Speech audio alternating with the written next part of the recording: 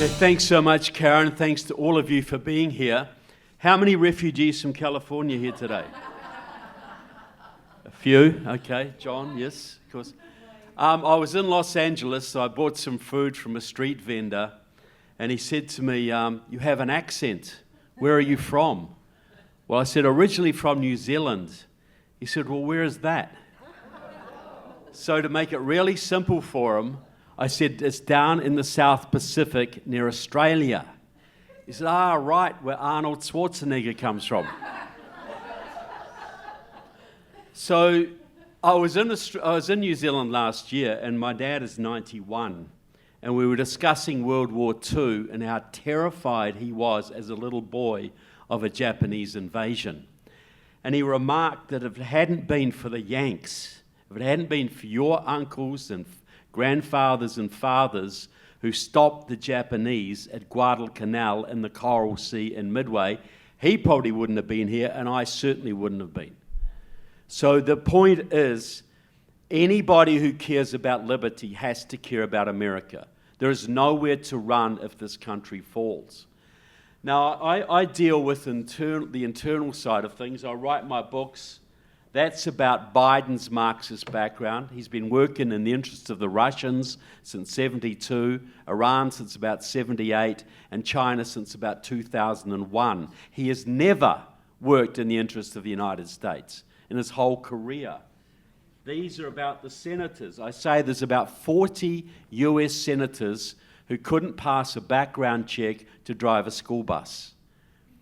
And there's about 100 Congress members in the same position. That is why we're being sold out, because our enemies have penetrated us. The Soviets used to rely on ideology. The Chinese have ideology still. They have the left, but they get the right through money. And so they're far more effective. And the reason our churches are not standing up is because they have been so deeply penetrated as well. If the current leaders of our churches were the leaders of our churches in 1776, we'd still all be British, and about 10% of as rich as we are today. So, but I want to bring it back to the local level on how this works, and how one aspect of the Chinese subversion. Who remembers when Virginia was a really, really red state? And then it started to go blue. In 2008, started to go blue. By 2018, it was solidly blue. Glenn Youngkin took a little bit of it back, and then it went back again. Well, there's a pro-Chinese Communist Party in this country was called the Freedom Road Socialist Organization, now called Liberation Road. They're the group that gave you Black Lives Matter. Okay. But in 2005, they set up a voter registration organization in Northern Virginia called New Virginia Majority. And they went out and signed up 300,000 minority voters in Northern Virginia over about 5 or 6 years. And then they worked with Terry McAuliffe, the far-left governor of Virginia, who personally signed 200,000 pardons for Virginia felons to give them the right to vote. This 500,000 voting base is what flipped Virginia. Now, the reason they were so successful, and New Virginia Majority put an op-ed in the New York Times in 2018 when they had flipped the state blue, claiming full credit. Well, the reason they were so good at what they did, they were using GIS computerized maps. They had every single precinct in Virginia mapped out. They knew the income levels, the voting patterns, and most importantly, the ethnicity of all of the neighborhoods. So they could send Iranian volunteers into Iranian households, Vietnamese volunteers into Vietnamese households, etc.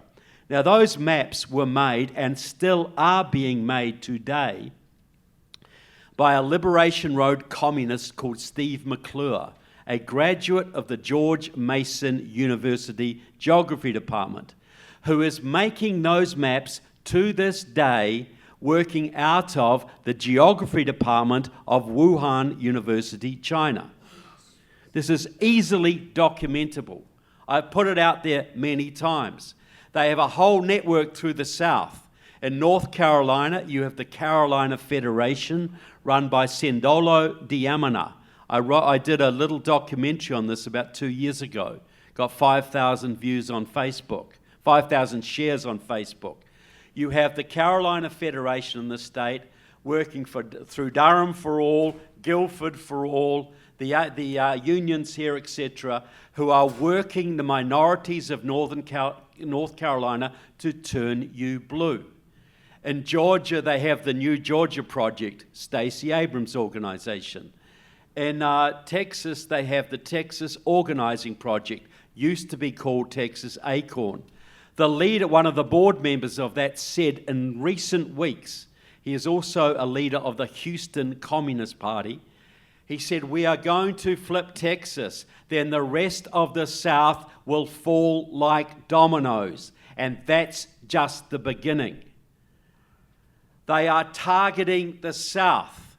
Who remembers Jesse Jackson from back in the 80s? The old scamster. He ran twice for president on the Rainbow Coalition. And what that was, this is in his own terminology. We get the minorities together. We get the progressive whites, progressive blacks, progressive Latinos for the brown stripe, progressive Asians, yellow stripe, the gays for the lavender stripe, the environmentalists for the greens, what was it then? The Reds were the Native Americans. You get all the minorities together and you form a majority. Well, back in those days, minorities were a much smaller percentage of the population than they are today. So it didn't really achieve power. But Jackson did very well. And that Rainbow Coalition was completely run by pro-Chinese communists from the League of Revolutionary Struggle, the Communist Workers' Party, the Freedom Road Socialist Organization, and the Line of March. It was completely a Maoist operation. Well, in the 80s and the 90s, as the minority populations increased, they revamped that strategy. And do you know who was the main beneficiary of that revamping? A man called Barack Obama.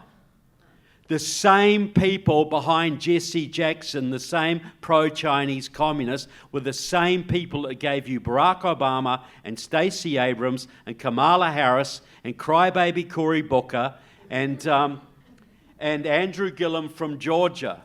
The target is the South, because the South has big black and Latino minority populations who don't vote normally in big numbers.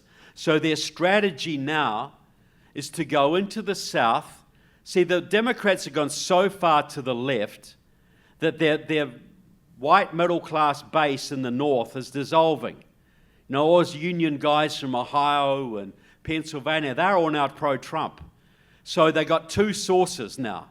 They got to bring millions across the border, which they're doing in collaboration with the Chinese, and they've got to flip the southern states. And they only have to consolidate their power in North Carolina, consolidate their power in Georgia and Arizona, and get one more state, Florida or Texas preferably. And the Electoral College map tells you there can never be another Republican government ever. We are that close. And then if they legalize 30, 40 million illegal immigrants who then vote 90% Democrat, they've got us. We're a one-party state ruled by China. That's the plan. And then they will eliminate us. Their goal isn't to compete with us. Their goal is to eliminate us and occupy this country. They have a surplus of population, a dearth of farmland, and they want fertile America for their people. So that is the basic, one of the aspects. Other one, as John mentioned, is fentanyl. The Chinese execute drug dealers in China, but they give tax incentives to those who make the precursors of fentanyl, which they then give to the Mexican cartels, who then sell it here. That is more people dying every year of Chinese tax-incentivized fentanyl than were died in the Vietnam War. We make billions of dollars trading with China and then spend trillions of dollars countering the effects of trading with China. Militarily, socially, politically, whatever. As I say in my books, there's 100 members of Congress working for the other side. 100. Ratcliffe, Trump's intelligence advisor, said before the last election, he said, when the Democrats held the House, the Chinese had enough control to mandate which legislation passed and which did not. That was then. So we got to understand how close we are. So I could go on a lot more about this. I could go on about Biden's cabinet members, Cardrona, education, Maoist, transportation, Buttigieg, Gramsciist, communist, Julie Su, Labour, Maoist, Deb Haaland, Secretary in the Interior, the one who's slashing every bit of energy extraction she can on public land, put in place by the Communist Party USA. They are all Marxists, people. We're in a revolution. They only have to win one more election and they can get us forever. So this is how critical this period is. Now I want to say a few things on how we fight back. One is very simple. In your local states, if you're in the Republican Party, close your damn primaries. Stop letting your enemies choose your leaders. That is why Nikki Haley got such a big vote, because the Democrats all crossed over to embarrass Trump. And that's why Lindsey Graham is still a senator from South Carolina, while Lisa Murkowski is the senator from Alaska, because Democrats are allowed to vote in your primaries. If you're a Baptist, do you let the Methodists choose your pastor? Close your primaries. The rhinos will resist it for a good reason. If you want the grassroots to take control, close your primaries so only Republicans vote in Republican primaries. Second, social issues. The Republican Party will tell you, do not touch the social issues. They are too divisive. They will aggravate people. It is faith, family, and freedom that motivates people, is it not?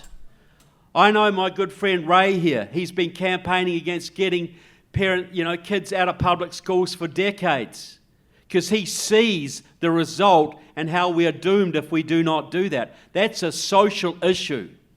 We're all worried about taxes. We're all worried about the budget. But you'll go and knock on some door of some veteran, and he'll have American flags everywhere, and you'll say, sir, we got this great candidate for school board. She's going to get the communist curriculum out of, she's going to get the perverts out of the schools. She's going to do all this kind of thing. I actually got a bit confused there. You'll go and knock on this door and you'll meet this veteran, and you'll say, look, we're going to balance the budget in this state. We're going to cut this fuel taxes. And he says, I just care about my son turning up to Thanksgiving wearing a dress. My grandson wearing a dress.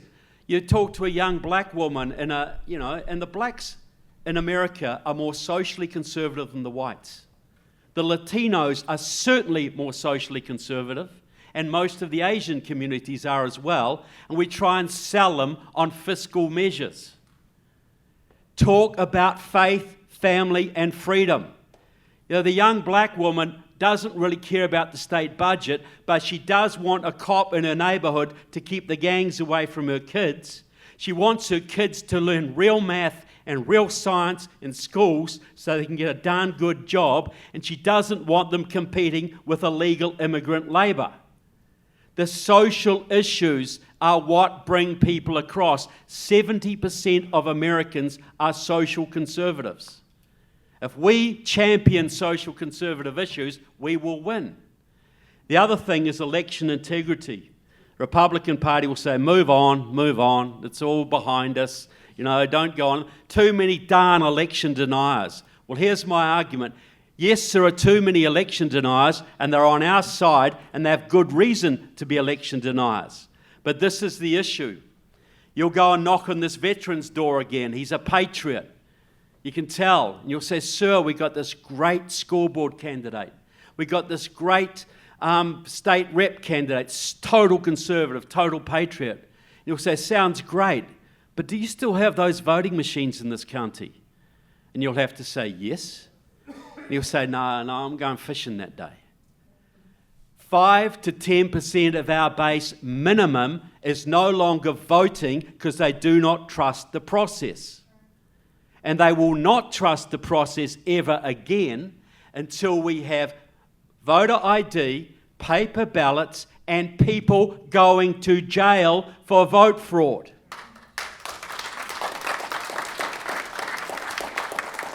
It is a disenfranchisement issue. Can we afford to lose 5? And I think that's conservative, basically.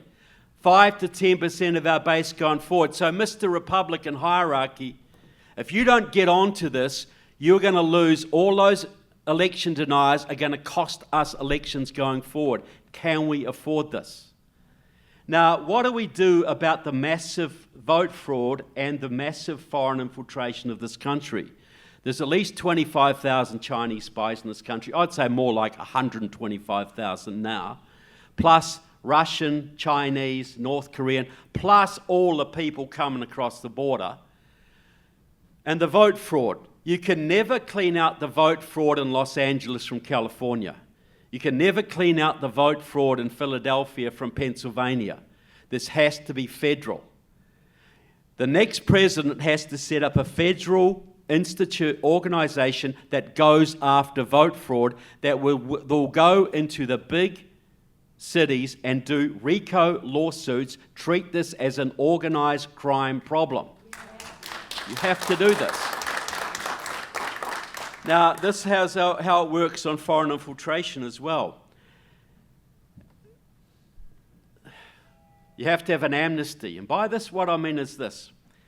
When Thomas Dewey took out Murder, Inc. back in the 30s, they were killing people all over the country. They had cops in the payroll, and nobody testified against them because they would murder you.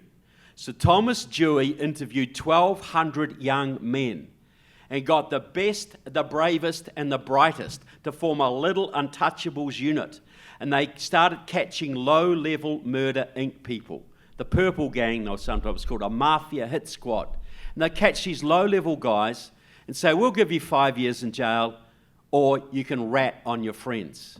And a few started to take the bait, and you get immunity from prosecution, witness protection, and they'd get the next level up, and they'll give you 15 years in jail unless you rat on your friends. And in 2 years, they had the leadership of Murder, Inc. on their electric chair, and it was gone. So this is what the next president must do. You set up a new intelligence agency, not from CIA, not from FBI, people from IRS, people from sheriff's departments, special forces. You interview 30,000 people to get 2,000. Just totally vetted, high-level people. And it's all about foreign infiltration. You're going after the foreign infiltrators. And then the president declares a 3-month amnesty. Every traitor in America, if you're a foreign national, you've got 3 months to leave and never come back. If you're an American national, you've got 3 months to come in and register your name. You'll be interviewed, and you tell us everybody you betrayed, every secret you betrayed, every congressman you paid off, everybody in your network. And if you do that, you'll get immunity, and your punishment will be between you and God. But you must be honest. And if at the end of 3 months you don't come forward, we'll have so much evidence from those who have, we'll catch you and you'll get 30 years in Leavenworth. You will see hundreds of big tech guys immediately resigning. You'll see 1 million Chinese leave the country. You'll see Russian mobsters sell their mansions in Miami, get out of the country. Cartel guys move across the border. You'll see a whole bunch of senators stand down for family reasons. You'll see the biggest cleansing you've ever seen without firing a single shot. And the American public will finally understand how deep the penetration is and will support the security measures going forward necessary to stop this happening again. The principle is easy. The political will is what we need. But this is the only way we're going to clean out the massive foreign infiltration and the massive vote fraud. You catch the low-level guys, you get them to flip, you offer amnesty. It's the Christian way to do it. If people will repent, I'm willing to forgive them. If they come clean and tell us everything they know, and those few who will neither come clean or repent, they get what they deserve. Maximum period of time in jail or worse. Now, I just want to deal with the last bit. Why do we do what we do? There's a little part in the end of the book of Revelations about the people who go to hell at the end of time. And there's murderers and idolaters and whatever. But the first two categories are the cowards and the faithless. Why the cowards and the faithless? Because if you're a coward, you're telling God you do not believe in him. You believe in nothing beyond your own sorry little life, and you will sell anybody or tell any lie to preserve what you have. Now, if God hates the cowards and the faithless, does that tell you maybe he admires the courageous and the faithful? Yeah. Would that be a logical conclusion from that? What about David versus Goliath? When everybody's running this way, he runs at Goliath and he throws this rock. He's got a bit of string and a rock. And he throws that rock and smacks David smack in the head. Goliath smack in the head. Now, I've got no doubt God guided that rock, but David had to throw it, did he not? So he had a lot of courage to do that, did he not? You tell me where he got that courage from, if not from his faith. When your fathers and grandfathers were sitting on landing barges off Normandy beaches or about to attack the Japanese in the Pacific, when they were getting ready for battle, charging Nazi machine guns across open beaches, do you think those young boys were talking about baseball and girls? Do you think there might have been a little bit of praying going on? So why would they be praying? Because they understood intuitively that faith and courage go together.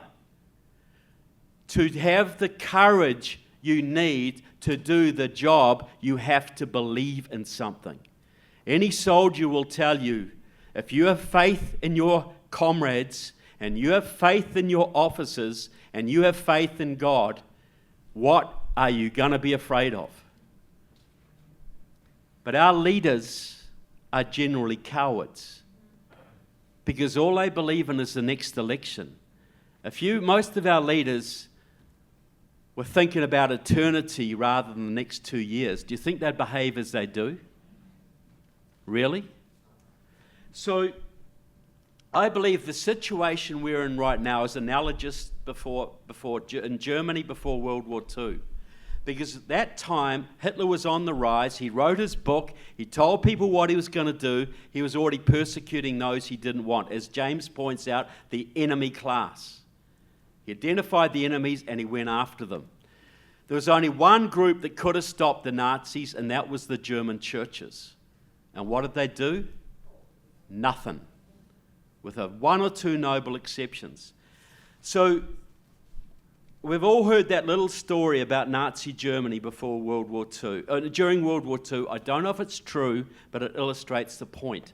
A little church by a railway siding, and they're all praying one Sunday morning and singing, and a train pulls up outside, and it's got a whole bunch of boxcars out the back.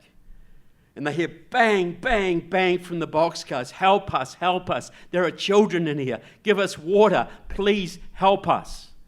And what did those German Christians do? They sang louder. So we're all going to be judged one day, whether we understand it or not. Now you tell me who you would rather be on that big day. Would you rather be that German Christian who was a good man, who was honest in business, who paid his taxes, he was a good member of the community, he prayed every day, he went to church every Sunday, and he believed he was going to heaven. But on the one day, he was asked to love God to show that he loved God and his neighbor as himself. On that one day, he was asked to prove his faith by showing the courage to love God and his neighbor as himself. He failed.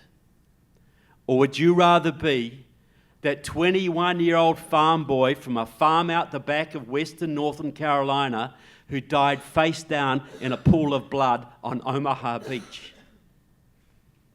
Who do you think honored God more, folks? The point is, it is not enough to be a good person, because we are called on to be heroes now, because our country is suffering through lack of leadership and a long period of cowardice. Our country's suffering, so we have to stand up and be brave, because here's the thing, we are going to need some providential help here. We're going to need something to get us through this. And where is it ever in the Bible or any other religious text that tells you how much God loves cowards and despairing people and fools and liars? To get out of this, we have to tell the truth. Telling the truth takes courage. Courage proves faith, and faith pleases God. If we want to have the miracles that happened to our founding fathers, the famous fog that came down on New York Harbor just at the right time to save George Washington's troops, the multiple miracles that happened during that war, if we want that for our time, if we want our enemies to be confounded, our leaders to be uplifted, if we want all of that, are we going to do it by being cowards? Do we have to step out of the box a little bit and be brave, to be courageous, to deepen our faith, to become better people, braver people? I look at James Lindsay, he doesn't have to do what he does. He could be an academic in a university living a very comfortable life. I look at Brooke, all the sacrifices you've made. I look, sir, this man here has taken on the whole legal establishment of this country, has stood up, it cost him millions of dollars, his reputation, his time, whatever. This is courage, folks. And where does that courage come from? I bet you if John doesn't believe in anything, didn't believe in anything beyond himself, he wouldn't be doing this. And look at Brian, very active over a period of years. He understands what's at stake here. I look at Ray, I look at Karen, some of you others I know here. I know all of you have put yourselves at risk because you believe in something beyond yourself. Now, we are free today because when it came down to it, your fathers and grandfathers and great-grandfathers were willing to pick up guns and put on uniforms and spend years away from their families fighting horrible enemies. And while they were doing that, your grandmothers and aunties and great-grandmothers were working 14-hour days in munitions factories and keeping farms running and keeping kids in school and still staying up till 2 o'clock every morning, writing letters to their husbands and their boyfriends and their sons serving overseas. We are free today because those who came before you were willing to sacrifice to save this country. Is it our moral responsibility to be willing to make the sacrifices today to ensure that that freedom is preserved? Yes. And is it...